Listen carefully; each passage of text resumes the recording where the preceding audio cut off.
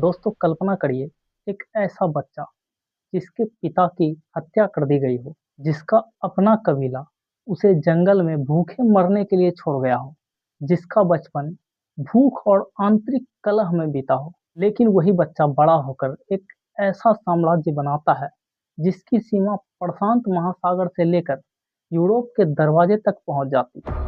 कुछ लोग उसे महान राष्ट्रीय निर्माता बताते हैं, तो वहीं कुछ इसे इतिहास का सबसे क्रूर शासक।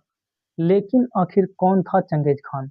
आज हम जानेंगे उसकी पूरी कहानी, जन्म से मृत्यु तक। पर यहाँ थोड़ा रुकिए और जरा सोचिए कि आपको ये वीडियो क्यों देखनी चाहिए। किसी के जन्म से मृत्यु तक की कहानी सुनकर आपको क्या फायदा होने वाला है? यकीन मानिए, यदि आप इसे केवल एक मनोरंजक कहानी की तरह सुनेंगे तो आपको कुछ नहीं मिलने वाला।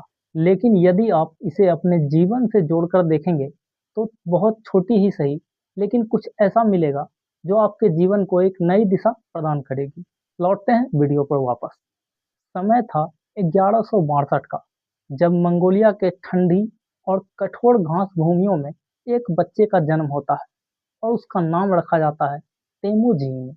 उस समय तेमुजीन का पिता एक छोटे से कबीले का प्रमुख था और जब तेमुजीन की उम्र 9 साल की यानी 9 साल का हुआ तो उसके पिता को दुश्मनों ने जहर देकर मार डाला। पिता के मरने के बाद उसके अपने कबीले ने उसका साथ छोड़ दिया।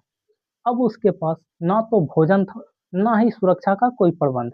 भूख से बचने के लिए उसने जंगली फल, मछलियां और छोटे-छोटे जानवर को मारकर खाना शुरू कर दिया।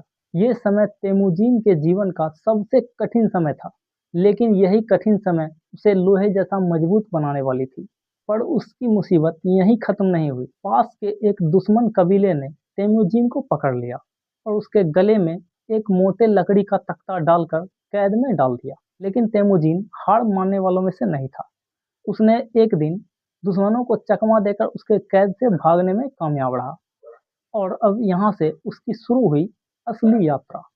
अब धीरे-धीरे उसने अपने समर्थकों और मित्रों को जुटाने शुरू कर दिए। उसका नेतृत्व और साहस देखकर लोग उसके साथ जुड़ना शुरू हो गया। उस समय मंगोलिया में कई छोटे-छोटे कबीले थे और सारे कबीले एक दूसरे से लड़ रहे थे। और तब तेमुजीन के मन में एक ख्याल आया कि ये सारे कबीले अगर एक हो जाए तो इनको कोई भी नहीं हरा सकता। बस उसने काम शुरू कर दिया। उसने सबसे पहले गठबंधन किए। गठबंधन से काम नहीं चला तो युद्ध किए।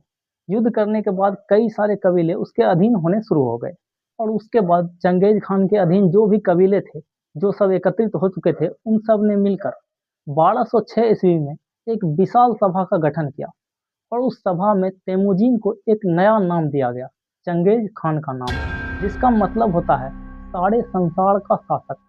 और यहीं से जन्म लेता है इतिहास का सबसे शक्तिशाली साम्राज्य, चंगेज खान का साम्राज्य। चंगेज खान की सबसे बड़ी ताकत थी उसकी सेना। उसके सेना में ऐसे-ऐसे तीरंदाज थे जो घोड़े की तेज गति पर बैठकर भी आसानी से निशाना लगा लेते थे और वे इतने अनुभवी हो चुके थे कि एक साथ दिन और रात यात्रा करने में सक्षम थे। रफ्तार ऐसी थी कि दुश्मनों को पता भी नहीं चलता था कि कब हमला हो गया। चंगेज खान की इन रणनीतियों को आज भी मिलिट्री स्कूलों में पढ़ाया जाता है।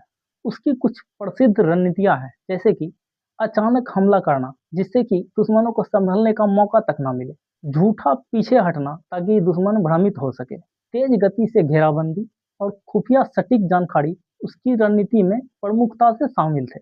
इस कारण चंगेज खान की सेना लगभग अजेय मानी जाती थी। उसे कोई भी हरा नहीं पाता था। सेना तो दमदार थी ही, लेकिन अब चंगेज खान की नजर थी चीन, रूस, पश्चिम एशिया और मध्य एशिया पर। कि तभी एक घटना घटी। पास के ख्वारिज्म साम्राज्य के लोगों ने मंगोलिया के दूत और व्यापारी का हत्या कर दिया। दूत और व्यापारी की हत्या को चंगेज खान ने खुद का अपमान मान लिया। बस क्या था, उसने लाखों सेना उठाए अपने और उस पर आक्रमण कर दिया।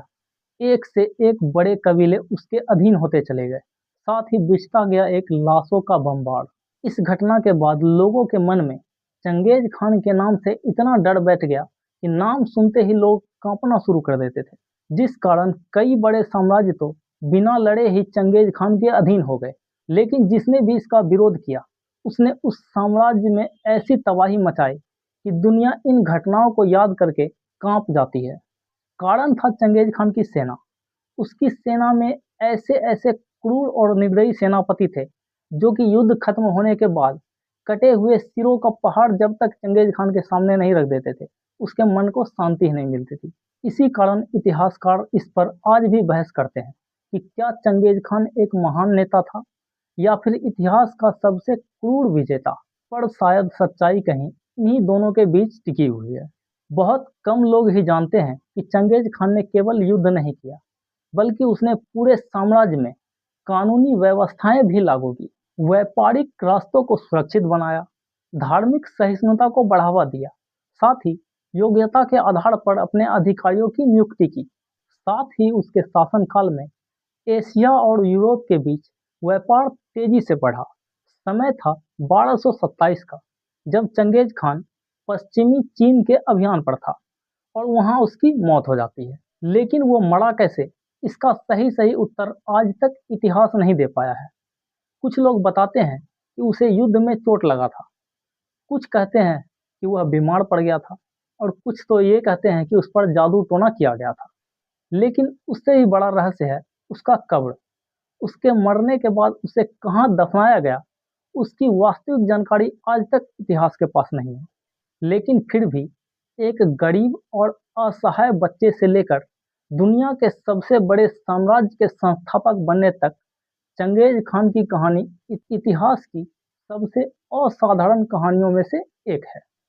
उसका नाम आज भी शक्ति, रणनीति और विजय का प्रतीक माना जाता है। लेकिन उसके साथ जुड़ी क्रूरता और विनाश की कहानियां भी इतिहास में हमेशा दर्ज रहने वाली है।